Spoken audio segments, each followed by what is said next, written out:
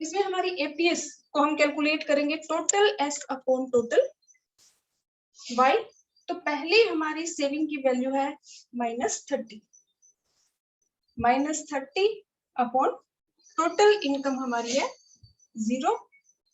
-30 को जब हम किसी भी नंबर को हम 0 से डिवाइड करते हैं तो वो उसकी वैल्यू हमारी है इंफिनिटी। नेक्स्ट हमारी सेविंग की वैल्यू है, टोटल सेविंग्स है -20, -20 को हम डिवाइड कर देंगे टोटल इनकम 20 से, तो ये हमारा आ जाएगा -1। नेक्स्ट हमारी सेविंग की वैल्यू है -10 और इनकम हमारी है 20, -10 अपॉन में 40, तो ये हमारा आ जाएगा -0.25। नेक्स्ट हमारी टोटल सेविंग की वैल्यू है 0 और इनकम की वैल्यू हमारी है 60, 0 अपॉन में 60, तो ये हमारी एपीएस की वैल्यू आ जाएगी 0। उसके बाद हमारी जो टोटल सेविंग्स है उसकी वैल्यू है 10 और इनकम की हमारी जो वैल्यू है वो 80, 10 अपॉन में 80, तो 10 को हम 80 से डिवाइड करेंगे तो वैल्यू हमारी आ जाएगी 0.12। नेक्स्ट हमारी सेविंग्स की वैल्यू है 20 और इनकम की वैल्यू हमारी है 100, तो 20 अपॉन में 100, एपीएस की वैल्यू हमारी आ जाएगी 0.2। तो अब हमारा क्वेश्चन ये है कि क्या एपीएस की जो वैल्यू है ये नेगेटिव हो सकती है। एपीएस की जो वैल्यू है ये फर्स्ट नेगेटिव हो सकती है। तो हम अपने शेड्यूल में अगर देखें तो एपीएस की वैल्यू हमारी नेगेटिव है। तो अगर आपसे ये पूछे कैन एपीएस बी नेगेटिव, तो हमारा आंसर होगा यस। और रीजन, जब भी आपसे ऐसा क्वेश्चन पूछा जाए तो आपको रीजन जरूर देना है। तो एपीएस की वैल्यू जो हमारी है ये हमारी नेगेटिव हो सकती है, लेकिन किस सिचुएशन में? अगर हम ध्यान से देखें तो जब हमारा जो कंजम्पशन एक्सपेंडिचर है ये हमारा ज्यादा है बजाय के इनकम के, C ग्रेटर देन Y।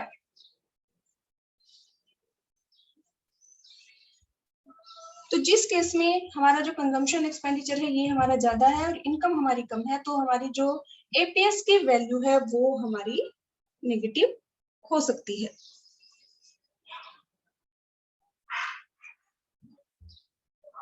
उसके बाद नेक्स्ट हमारा क्वेश्चन हो सकता है एपीएस का, क्या एपीएस की वैल्यू 0 हो सकती है? तो एपीएस की वैल्यू हमारी 0 हो सकती है। अगर हम अपने शेड्यूल में देखें तो एपीएस की वैल्यू 0 हो सकती है और रीजन हम इसका एक्सप्लेन करेंगे। किस सिचुएशन में एपीएस की वैल्यू 0 हो सकती है? When C equal to Y। Yes will be the answer. और reason C equal to Y, कि जब हमारा कंजम्पशन एक्सपेंडिचर और इनकम इक्वल है तो उस सिचुएशन में हमारे एपीएस की वैल्यू क्या हो सकती है? 0। नेक्स्ट हमारा जो एपीएस में क्वेश्चन पूछा जा सकता है कि क्या एपीएस की वैल्यू मोर देन 1 हो सकती है?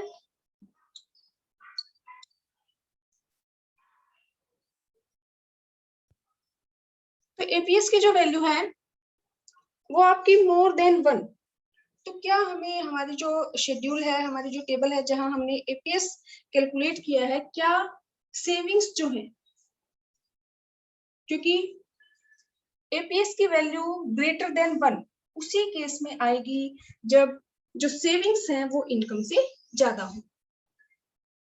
फॉर एग्जाम्पल, अगर हमारा है 5/4 या मैं कहूँ कि 50/40, यानी कि जो सेविंग्स की वैल्यू है वो हमारी ग्रेटर हो, जो इनकम की वैल्यू है वो हमारी कम हो, तो उस केस में जो हमारी एपीएस की वैल्यू है वो ग्रेटर देन 1 हो सकती है, लेकिन ऐसा पॉसिबल नहीं है। तो क्या एपीएस की वैल्यू मोर देन 1 हो सकती है? तो हमारा आंसर होगा नो।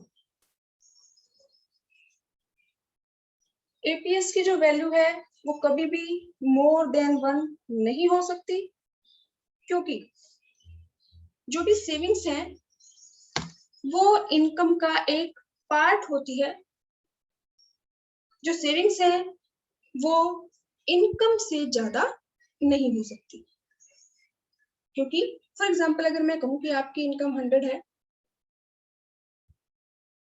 तो उस केस में हो सकता है कि आप सारे के सारे, वैसे तो ये भी पॉसिबल नहीं है कि आप सारे के सारे जो अपनी इनकम है वो सारी की सारी आप सेव कर लें, क्योंकि हमारी कुछ ना कुछ ऐसी बेसिक नीड्स तो होती है जिनको हमें फुलफिल करना होता है, और हमारी इनकम को एज इट इज हम सेव नहीं कर सकते।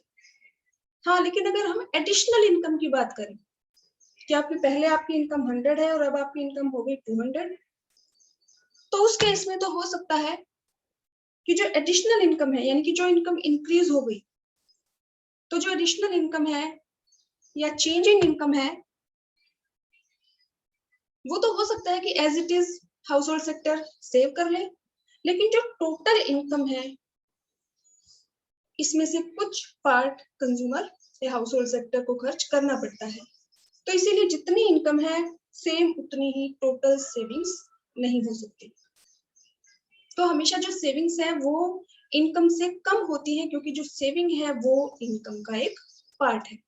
तो saving can not be greater than income. तो इसीलिए हम ये कहेंगे कि जो एपीएस की वैल्यू है ये हमारी मोर देन 1 नहीं हो सकती, क्योंकि जो सेविंग्स है can not be greater than income.